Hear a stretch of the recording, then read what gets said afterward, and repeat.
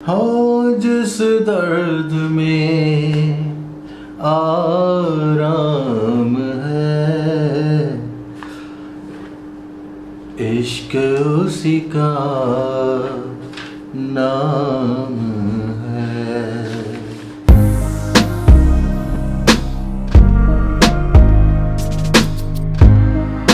घड़ी पहुंच चुके 4:05 पर। आप लोग पहुंच चुके यूट्यूब चैनल वेगा व्लॉग्स पर और हम लोग हैं चंडीगढ़ में। Hi, this is Deepak Sharma, welcome to my YouTube channel Vega vlogs.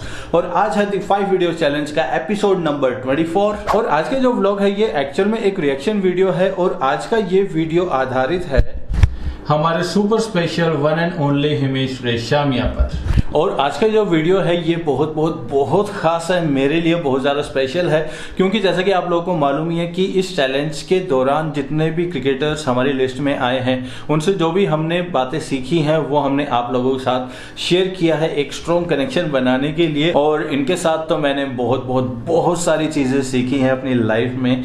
एक स्ट्रॉन्ग कनेक्शन है, एक एहसास है जिसने हम दोनों को जोड़कर काफ़ी सालों से। और ये चीज़ मैं आप लोगों को कभी आराम से बताऊंगा, क्योंकि ये सब चीजें एक व्लॉग में समाने वाली है ही नहीं। तो जी अब आते हैं मुद्दे पर। आज से 2 दिन पहले था हिमेश जी का बर्थडे और अपने बर्थडे पर, अपने स्पेशल डे पर उन्होंने लॉन्च किया एक टाइटल ट्रैक का टीजर। उनका एक म्यूजिकल प्रोजेक्ट है जो कि बहुत जल्द आ रहा है, जिसका नाम है जानम तेरी कसम। और उसका जो म्यूजिक है ना वो मुझे इतना ज्यादा कमाल लगा ना कि मैं अपने आप को रोक ही नहीं पाया उसके बारे में बात करने से। और देखो, म्यूजिक के बारे में मैं कोई प्रोफेशनल नहीं हूँ, बस म्यूजिक की थोड़ी बहुत समझ है, रिस्पेक्ट है, और अपने एक्सपीरियंस के बेस पर, अपनी उस रिस्पेक्ट के बेस पर जो मेरी थॉट्स है इस म्यूजिक को लेकर वो मैं आप लोगों के साथ शेयर करना चाहता हूं। तो अभी फाइनली शुरू करते हैं ये वीडियो। तो जी अब बात करते हैं इस प्रोजेक्ट के बारे में, इस गाने के बारे में। तो जी गाना किसी भी जोनर का हो, किसी भी लैंग्वेज में हो, हर गाने का एक एहसास होता है और वो एहसास हमारे दिलों को छूता है और गाना हमारे दिलों पे छा जाता है। क्या बात है। और ये जो गाना है ये शुरू होता है एक ठंडी हवा के झोंके के साथ, मानो आपको किसी होटल में जाना है पार्टी में, और आप झुलसती हुई गर्मी से होते हुए होटल के गेट में जब आप एंटर करते हो ना तो एक ठंडी हवा का झोंका महसूस होता है। और आपको मालूम है कि आपको सीढ़ियों से होते हुए नीचे हॉल में जाना है जहां पर आपकी पार्टी है। और उस हॉल का जो एहसास है, उसकी जो खुशबू है, उस खुशबू का एहसास आपको सीढ़ियों में ही हो जाता है। और ऐसे ही एहसास के साथ शुरू होता है ये गाना सारंगी की आवाज में।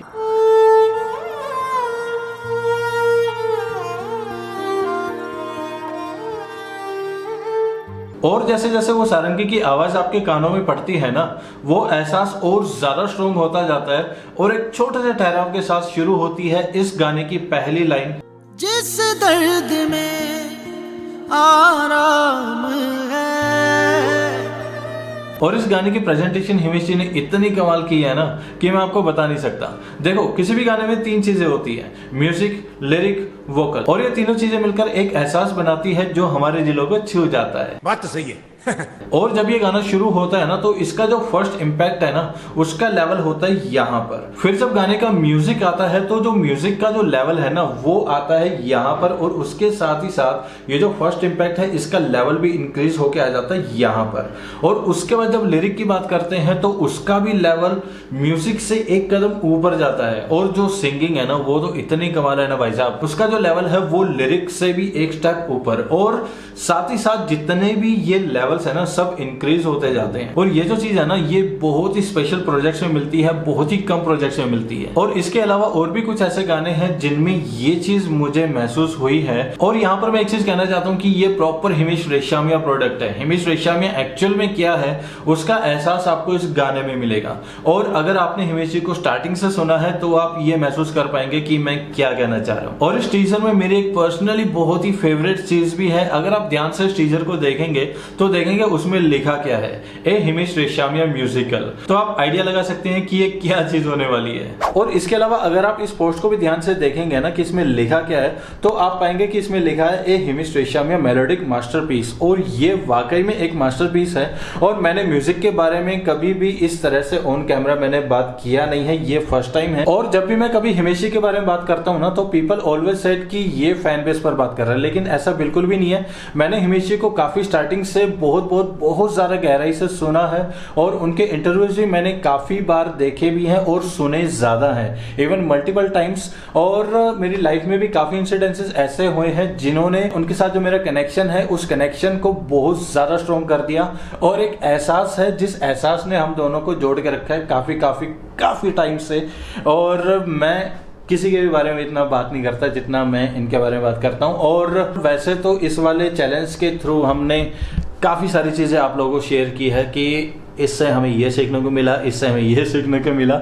बट ये जो हिमेश जी का है ना, इनसे तो इतना ज़्यादा सीखने को मिला है ना कि 1 2 3 तो क्या, मतलब कि मैं 5-7 व्लॉग्स में भी वो पूरा नहीं कर सकता। और वो जो एहसास है, वो जो इंसिडेंसेस हैं, उनके बारे में भी कभी बात करेंगे क्योंकि स्टोरी बहुत ज़्यादा लंबी हो जाएगी। और इनसे तो मैंने वैसे बहुत सारी चीज़ें सीखी है, लेकिन कुछ चीज़ें मैं आप लोगों के साथ अभी शेयर करना चाहता हूँ। ये ऑलवेज कहते हैं कि इंसान अपनी लाइफ में बहुत सारे रोल्स प्ले करता है, प्रोफेशनली भी, पर्सनली भी। And like he is a music composer, actor, producer, lyric writer. But इन्होंने ऑलवेज एक चीज़ कही है कि इनका जो बेस है वो म्यूजिक है, और जब तक इनका जो बेस है उसका इम्पैक्ट ये नहीं होगा ना, बाकी चीज़ें वर्क नहीं करेगी। और ये ऑलवेज अपने बेस पर काम सबसे पहले करते हैं। और ये चीज़ मैंने अपने सीखी है कि एडिटिंग इज़ माई बेस। बाकी चाहे मैं ऑन कैमरा हूँ या कोई भी पोइट्री लिख रहा हूँ या कोई स्क्रिप्ट कर रहा हूँ, but editing is my base. Editing में कोई कॉम्प्रोमाइज़ नहीं, ठीक है। एडिटिंग अगर अच्छी होगी उसके बाद ही मैं स्टेप 2 पर जाता हूँ, स्टेप 3 पर जाता हूँ। और एक और चीज़ जो मुझे याद आ रही है, जो मैंने बहुत ज़्यादा सीखी है इनसे, वो ये कि हर इंसान की लाइफ में ऐसा फ्रेज आता है जब उसके पास कोई काम नहीं होता, जब मतलब कि वो कोशिश करता है काम करने का लेकिन आउटपुट कुछ नहीं मिलता, मेहनत करता है बंदा लेकिन आउटपुट कुछ नहीं मिलता। तो उस टाइम पर बंदा शांत होकर बैठ जाता है कि क्या करूँ, कुछ हो तो रहा नहीं है।